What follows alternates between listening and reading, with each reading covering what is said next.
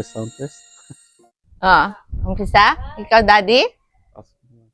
Hi, my name is June Batoy. I'm 56 years old. My wife Shirley, we've been married for 31 years. Hi, my name is Shirley Batoy. I'm 58 years old. And we have 2 kids. Describe each other in one word. How you describe me? I describe my wife as intelligent and smart One word. person. Isa lang, Daddy. Beautiful. Oh, I describe you, de. Quiet. Yeah. Question. Paano kayo nagkakilala at saan? All right, I'll answer that. We met, Shirley and I met in Michigan in the U.S. I guess it's a church gathering where I was invited to come to a Bible study. And that's how I met her. Yeah. Well, yung first time ko siya na kita doon sa trabaho, yung inalisan kong trabaho, siya yung pumalit sa akin. Pero hindi niya ako nakita. Nakita niya ako doon na sa bahay ng kasama namin sa church para sa Young People Bible Study. Of course, my wife is beautiful. At that time, I'm so attracted to her. So Kasama ba I ako dyan? decided to ask my friend to introduce me to her. So that's basically how I pursued her. Ako naman? Ano ba yung question?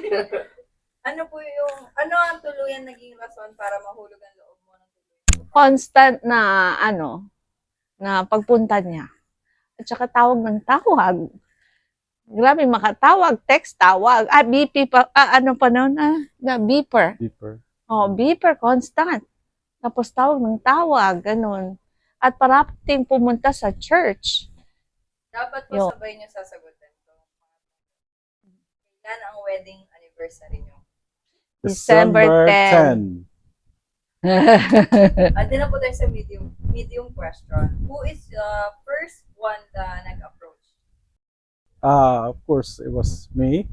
So, nag-approach ako sa kanya. I wanted to know her, at that time sa church. Of course, I met her first on a Bible study. So, doon ko nag-introduce ng sarili ko. But, of course, I was the first one to... Ako sasagot. Kinuha niya agad yung phone number ko sa mga kasama namin sa church. Yes. Yon ang nangyari. O, di ba? Yes. So, I missed that part. Ay, siya. Siyempre, that's part sa Panliligaw. Panliligaw. Pag nanligaw kasi doon ka na talaga. Ikaw mismo ang pag-initiate dyan. Ang lalaki mismo. At saka wala akong gusto sa kanya noon, una. So, walang I love you from me. Kailangan ligawan muna ako. Yes. Kasi hindi ako in love. Ay, ganun. Siya talaga.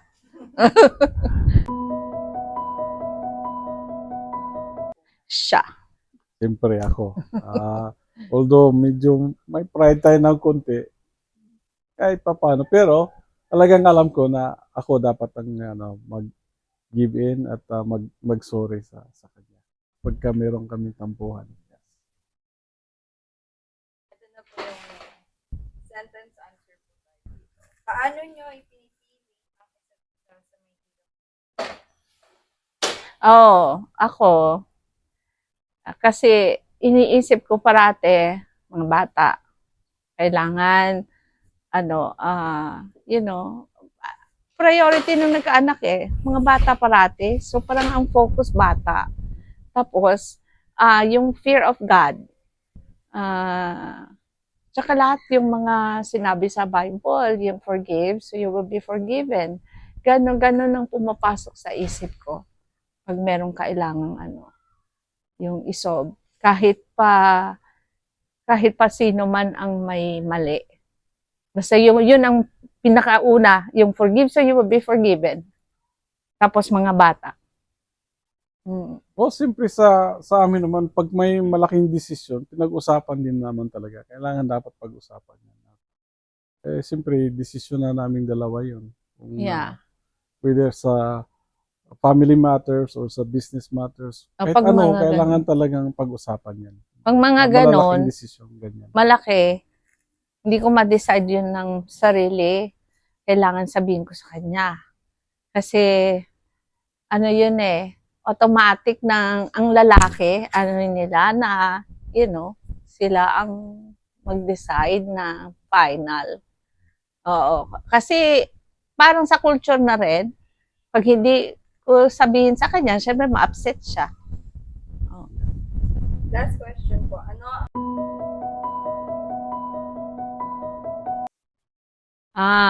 Pray together, read the Bible. Napaka-importante, closer to God. Kasi yung fear of God, pag meron ka nun, lahat magiging maayos. Tapos, pag nagkaanak, umpisahan nyo ng maaga ng tungkol sa kay God. Kasi pag lumaki-laki na, mahirap na. Iba na kasi yung na-influence na ng iba. So, pag inumpisahan nyo ng maaga yon, magiging madali ang parenting. So, yun ang part ng marriage yun kasi napakahirap pag may problema sa anak. So, yan ang maano ko sa akin. Sa akin, sa mga teenagers, ang may as advice ko na dapat hahanap kayo talaga ng mga Christian din na na mga kamatch nyo. Saka siyempre professional din kung maring hintayin nyo makatapos muna kayo sa pag-aaral. Tapos pagka professional na kayo, nandyan na yan madali na maghanap ng ng magiging boyfriend or girlfriend. So dapat siyempre since Christian kayo, dapat yung doon kayo mag-stick talaga sa mga Christian din na mga Yes, very sa mga, important. hahanapin yung magiging partner. Yeah, hindi lang Christian, kundi paka-level ng maturity as a Christian. Hindi lang born again siya, okay na kayo. Kailangan Yes. magka-level kayo. Oo. Or antayin nyo muna siya mag-mature bago kayo maging married. Kung hindi, problema yon. Yes.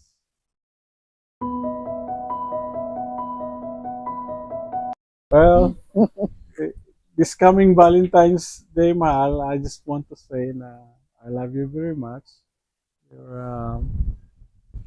You're a gift from God to me and to our kids. Mahal na mahal kita, mahal. Ako naman, through thick and thin talaga, mag-stick hanggang tumanda na, hanggang hanggang end ng life. Oo. Kasi pinili na mag-asawa, kailangan stick together. Kung kahit anong dumating. Tsaka for the sake na rin ng kids, kailangan nila yon for their security din, para hindi sila naaapektuhan. Talagang kailangan stay together. Love Yes. you. I love you too. Ate. Hi, Be. Love you. Love you. Ay, anak.